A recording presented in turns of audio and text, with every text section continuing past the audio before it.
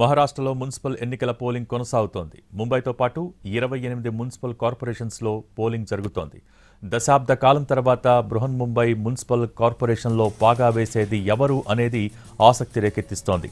1,03,00,000 మంది ఓటర్లు ఉన్న బృహన్ముంబై మున్సిపల్ కార్పొరేషన్లో కొన్నేళ్లుగా ఎన్నికలు జరగలేదు. కరోనా, ఓబీసీ కోటాపై నడిచిన కోర్టు కేసులు ఎన్నికలకు ఆటంకంగా నిలిచాయి.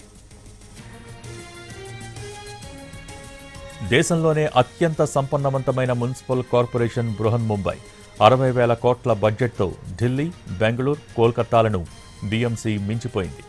అధికార మహాయుతి కూటమిలో కీచులాడుకుంటున్న పార్టీలను ఏకం చేశాయి ఈ ఎన్నికలు. అంతేకాదు 2 దశాబ్దాల నుంచి దూరంగా ఉంటున్న ఠాక్రే సోదరుల్ని సైతం ఈ ఎన్నికలకు జతకలిశారు.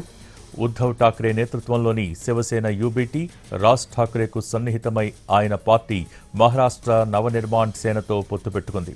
ఇంతవరకు తనతో కలిసి నడిచిన ఉద్ధవ్ ఠాక్రే, శరద్ పవార్లు దూరం జరగడంతో గత్యంతరం లేని కాంగ్రెస్ ప్రకాష్ అంబేద్కర్ నేతృత్వంలోని వంచిత్ బహుజన్ అఘాడీతో పొత్తు పెట్టుకుంది. దీంతో ఏ కూటమిని విజయం వరిస్తుంది అనేది ఉత్కంఠ రేకెత్తిస్తోంది.